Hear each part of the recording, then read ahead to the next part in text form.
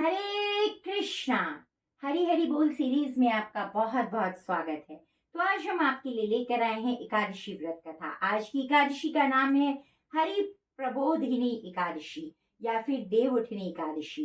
दीपावली के पश्चात कार्तिक शुक्ला एकादशी को देवोत्थान या देवठान होता है। इस दिन सारे घर को लीप पोत कर साफ करना चाहिए। आंगन में खड़िया मिट्टी और गेरू से रोली काटनी चाहिए। आंगन के बीचों बीच या फिर एक ओखली में गेरू से चित्र बनाकर पूड़ी पकवान मिष्ठान सिंघाड़े ऋतुफल और गन्ना उस स्थान पर रखकर एक परात अथवा डलिया के से ढक दिया जाता है तथा एक दीपक भी जला दिया जाता है। रात्रि में परिवार के सभी सदस्य देवताओं की भगवान विष्णु की पूजा और भजन करते हैं। इसके साथ ही घड़ियाल बजाकर या थाली बजाकर इस प्रकार प्रार्थना करते हैं। उठो देवा बैठो देवा अंगुरिया चटकाओ देवा। कुछ धार्मिक व्यक्ति देवोत्थान के दिन तुलसी और शालिग्राम के विवाह का आयोजन भी करते हैं। तुलसी के वृक्ष और शालिग्राम की यह शादी पूरे धूमधाम से उसी प्रकार मनाई जाती है जिस प्रकार सामान्य कन्या का विवाह। जिन दंपतियों के कन्या नहीं होती वे तुलसी का विवाह करके कन्यादान का पुण्य प्राप्त करते हैं। यह शास्त्रों की आज्ञा है। नारद जी ने जगत पिता ब्रह्मा जी से पूछा, हे पितामह, कार्तिक के शुक्ल पक्ष की एकादशी को भगवान विष्णु 4 मास के शयन के पश्चात उठे। इस एकादशी का क्या नाम है, क्या व्रत है, क्या विधान है, क्या महत्व है, कृपया पूर्वक बतलाइए। ब्रह्मा जी बोले, हे देवर्षि नारद, इसका एकादशी का नाम प्रबोधिनी एकादशी है। सभी पापों को हरने वाली और पुण्य एवं मुक्तिदायिनी इस प्रबोधिनी एकादशी की महिमा अनंत है। पृथ्वी पर गंगा की प्रभुता और समुद्रों तथा तीर्थों का प्रभाव तभी तक रहता है जब तक कार्तिक की विष्णु प्रबोधिनी एकादशी तिथि नहीं आती। मनुष्य को जो फल 1000 अश्वमेघ यज्ञ और 100 राजसूय यज्ञों से मिलता है वही प्रबोधिनी एकादशी के व्रत से मिलता है। नारद जी कहने लगे, एक समय भोजन करने, रात्रि को भोजन करने तथा पूरे उपवास करने से क्या क्या फल मिलता है, तो मुझको समझाइए। ब्रह्मा जी बोले, हे पुत्र नारद, एक बार भोजन करने से 1 जन्म और रात्रि को भोजन करने से 2 जन्म तथा पूरे दिन उपवास करने से 7 जन्मों के पाप नष्ट हो जाते हैं। जो वस्तु ना मिल सके और जो दिखाई ना दे सके वह भी हरि प्रबोधिनी एकादशी का व्रत करने से प्राप्त हो जाती है। सुमेरु और मंद्राचल पर्वत के समान भारी पाप तथा अनेकों अनेक पूर्व जन्मों के किए गए संपूर्ण पाप भी इसके व्रत से क्षण भर में नष्ट हो जाते हैं। विधि पूर्वक थोड़ा सा पुण्य कर्म भी बहुत फल देता है, परंतु विधि रहित चाहे अधिक किया जाए तो भी उसका फल कुछ नहीं मिलता। संध्या ना करने वाले नास्तिक, वेद निंदक, धर्म शास्त्रों को दूषित करने वाले, पाप कर्मों में रत धोखा देने वाले, ये सब चांडाल के समान है। जो विधवा अथवा सधवा ब्रह्माणी का भोग करता है उसका कुल नष्ट हो जाता है, पर स्त्री में संतान नहीं होती और उसके पूर्व जन्म के संचित श्रेष्ठ धर्म नष्ट हो जाते हैं। जो गुरु और ब्राह्मणों से अहंकार युक्त बात करता है वह कभी धन और संतान से हीन होता है, हमेशा धन और संतान से हीन होता है। भ्रष्टाचार करने वाले, चांडाली से भोग करने वाले, दुष्ट और नीच पुरुष की सेवा या संगति से प्राप्त हुए समस्त पाप भी हरि प्रबोधिनी एकादशी के व्रत से नष्ट हो जाते हैं। हे नारद, जो मनुष्य अपने घर में हरि प्रबोधिनी एकादशी व्रत करने का संकल्प मात्र करते हैं उनके 100 जन्मों के पाप नष्ट हो जाते हैं। जो रात्रि में जागरण करते हैं उनके आने वाली 10,000 पीढ़ियां स्वर्ग में जाती हैं। वे नरक के दुखों से छूटकर प्रसन्नता के साथ विष्णु लोक को जाते हैं। ब्रह्म हत्या आदि जैसे पाप भी इस व्रत के प्रभाव से नष्ट हो जाते हैं। जो फल समस्त तीर्थों के स्नान करने से प्राप्त होता है वही पुण्य एकादशी की रात्रि को जागरण करने से प्राप्त हो जाता है। उसी मनुष्य का जीवन सफल है जिसने एकादशी का व्रत किया। ब्रह्मा जी ने आगे कहा, इस संसार में जितने भी तीर्थ हैं उन सब के स्नान आदि का फल इस व्रत से ही मिलता है। अतः और सब कर्मों को त्याग कर भगवान के प्रसन्नार्थ कार्तिक शुक्ला हरि प्रबोधिनी एकादशी का व्रत सभी को करना चाहिए। वही ज्ञानी, तपस्वी तथा जितेंद्रिय है और उसे को भोग तथा मोक्ष प्राप्त होता है जो हरि प्रबोधिनी एकादशी का व्रत करता है। जिसने एक बार भी इसका व्रत किया वही मोक्ष का अधिकारी होता है। मन, कर्म, वचन तीनों प्रकार के पाप इस रात्रि को केवल जागरण करने से नष्ट हो जाते हैं। हरि प्रबोधिनी के दिन जो मनुष्य भगवान के प्रसन्नार्थ स्नान, दान, यज्ञ आदि करते हैं वे अक्षय पुण्य को प्राप्त होते हैं। इस एकादशी का व्रत करने मात्र से मनुष्य के बचपन, यौवन और वृद्धावस्था में किए हुए संपूर्ण पाप नष्ट हो जाते हैं। इस रात्रि में जागरण करने का फल चंद्र ग्रहण अथवा सूर्य ग्रहण के समय पुष्कर में स्नान करने से 10,000 गुना अधिक होता है। जो मनुष्य प्रबोधिनी एकादशी का व्रत नहीं करते उनके सब पुण्य व्यर्थ हैं। अतः हे नारद, तुमको भी विधि पूर्वक यत्न के साथ इस व्रत को अवश्य करना चाहिए। कार्तिक के पूरे मास में धर्म प्रयाण होकर जो व्यक्ति अन्न नहीं खाते उन्हें चंद्रायण व्रत का फल मिलता है। हे देवर्षि नारद, अब मैं तुमसे एक अत्यंत गूढ़ रहस्य की बात करता हूँ। कार्तिक मास में भगवान दान आदि से उतने प्रसन्न नहीं होते जितने श्रद्धा पूर्वक शास्त्रों की कथा सुनने से होते हैं। कार्तिक मास में जो भगवान विष्णु की कथा का एक या आधा श्लोक भी पढ़ते हैं, सुनते हैं या सुनाते हैं, उनको 100 गायों के दान का फल मिलता है। अतः अन्य सब कर्मों को छोड़कर कार्तिक मास में मेरे सम्मुख बैठकर मेरी कथा अवश्य पढ़नी चाहिए या सुनानी चाहिए या सुननी चाहिए।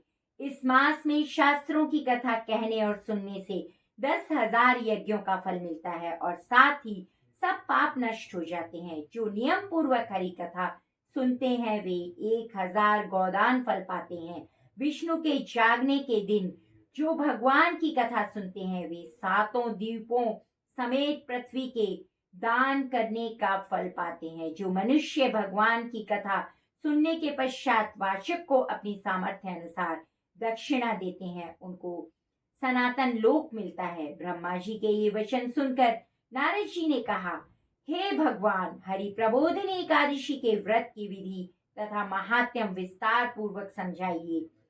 ब्रह्मा जी कहने लगे, ब्रह्म मुहूर्त में 2 घड़ी रात्रि शेष रहते उठकर शौच आदि से निवृत्त होकर दंत साधव आदि करके नदी, तालाब, कुआं, बावड़ी या घर में जैसा भी संभव हो स्नान आदि करें। फिर भगवान की पूजा करके कथा सुने और व्रत का नियम ग्रहण करें। भगवान से विनय करें, हे प्रभु, आज निराहार रहकर व्रत करूंगा, दूसरे दिन द्वादशी को भोजन करूंगा, अतएव आप मेरी रक्षा करिए। तत्पश्चात भक्ति भाव से पूरा व्रत करें तथा रात्रि को भगवान के आगे जागरण, नृत्य, गीत आदि करने चाहिए। प्रबोधिनी एकादशी को कृपणता त्याग कर पुष्पों, फलों, अगर धूप, दीप, नैवेद्य आदि से भगवान का पूजन करना चाहिए। शंख में जल भरकर भगवान को अर्घ्य देवें। इसका समस्त तीर्थों से करोड़ों गुना फल होता है। जो मनुष्य अगस्त्य के पुष्प से भगवान का पूजन करते हैं उनके आगे इंद्र भी हाथ जोड़ता है। कार्तिक मास में विलप पत्र से भगवान का पूजन करने से मुक्ति प्राप्त होती है। कार्तिक मास में तुलसी से भगवान का पूजन करने वालों को 10,000 जन्मों के पाप नष्ट हो जाते हैं। तुलसी का दर्शन, स्पर्श, नमस्कार, स्तुति, रोपण, जल से सिंचन और प्रतिदिन पूजन तथा आरती करने व कथा सुनने वाले करोड़ों युग तक विष्णु लोक में निवास करते हैं। जो तुलसी का पौधा लगाते हैं उनके कुटुंब में उत्पन्न होने वाले प्रलय काल तक विष्णु लोक में निवास करते हैं। हे मुनि, रोपी हुई तुलसी जितनी जड़ों का विस्तार करती है उतने ही 1000 युग प्रयत्न तुलसी रोपण करने वाले के सुकृत का विस्तार होता है। जिस मनुष्य की रोपण की हुई तुलसी की जितनी शाखा प्रशाखा बीज फल पृथ्वी में पड़ते हैं, उसके उतने ही कुल 2000 कल्प तक विष्णु लोक में निवास करते हैं। हरि पूजा में पुष्पों के महत्व का वर्णन करते हुए ब्रह्मा जी कहते हैं, हे वत्स, जो कदम के पुष्पों से विष्णु का पूजन करते हैं वे कभी यमराज के दर्शन नहीं करते। गुलाब के पुष्पों से भगवान का पूजन करने वाले को मुक्ति प्राप्त होती है। जो वकुल और अशोक के फूलों से भगवान का पूजन करते हैं वे सूर्य और चंद्रमा के रहने तक किसी प्रकार का शोक नहीं पाते। जो मनुष्य सफेद या लाल कनेर के फूल से भगवान का पूजन करते हैं उन पर भगवान अत्यंत प्रसन्न रहते हैं। वे करोड़ों गौओं के दान का फल पाते हैं। जो दूब के अंकुरों से भगवान की पूजा करते हैं उन्हें 100 गुना फल प्राप्त होता है। जो शमी के पत्र से अथवा चंपा के फूलों से भगवान का पूजन करते हैं वे मनुष्य फिर संसार में नहीं आते। जो मनुष्य केत की पुष्प भगवान पर चढ़ाते हैं उनके करोड़ों जन्म के पाप नष्ट हो जाते हैं। पीले और लाल वर्ण के कमल पुष्पों से भगवान का पूजन करने वाले श्वेत द्वीप में निवास पाते हैं। प्रबोधिनी एकादशी की पूरी रात्रि को जागरण, पूजन और कथा कीर्तन के पश्चात प्रातः काल उठकर नदी पर जाएं और वहां स्नान, जप तथा नित्य कर्म करके घर पर आकर विधि पूर्वक भगवान केशव का पूजन करें। द्वादशी को व्रत की समाप्ति पर विधान ब्राह्मणों को भोजन करावें और दक्षिणा देकर क्षमा याचना करें। इसके पश्चात भोजन, गौ और दक्षिणा देकर गुरु का पूजन करें। जो वस्तु वस्त्र व्रत में छोड़ने का नियम किया है वह ब्राह्मणों को पर्याप्त मात्रा में दे दें। हे नारद, मैं भोजन करने वाला, रात्रि में भोजन करने वाला मनुष्य ब्राह्मणों को भोजन करावे और स्वर्ण सहित बैल का दान करे। जो मनुष्य मांसाहारी नहीं है वह गौ का दान करे। आंवले से स्नान करने वाले मनुष्य को दही और शहद का दान करना चाहिए। जो मनुष्य फलों को त्यागे वह फलों का दान करे। तेल तथा घृत छोड़ने वाला दूध और अन्न छोड़ने वाला चावल का दान किया जाता है।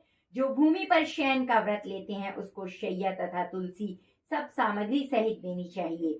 पत्ते पर भोजन करने वाले को स्वर्ण का पत्ता घृत से सहित देना चाहिए। मौन का व्रत धारण करने वाले को ब्राह्मण व ब्राह्मणी को मिठाई का भोजन कराना चाहिए। बाल रखने वाले को दर्पण और जूता छोड़ने वाले को जूता जोड़ी दान करना चाहिए। लवण त्यागने वाले को शंकरा दान करनी चाहिए और मंदिर में दीपक जलाने वाले को तथा नियम लेने वाले को व्रत की समाप्ति पर ताम्र अथवा स्वर्ण के पात्र में घृत और बत्ती रखकर विष्णु भक्त ब्राह्मण को दान देना चाहिए। एकांत व्रत करने वाले को 8 कलश वस्त्र और स्वर्ण के अलंकृत करके दान करने चाहिए। यदि इतना संभव ना हो सके तो इनके अभाव में जितना अधिकाधिक हो जाए उतना ही अवश्य दान करें।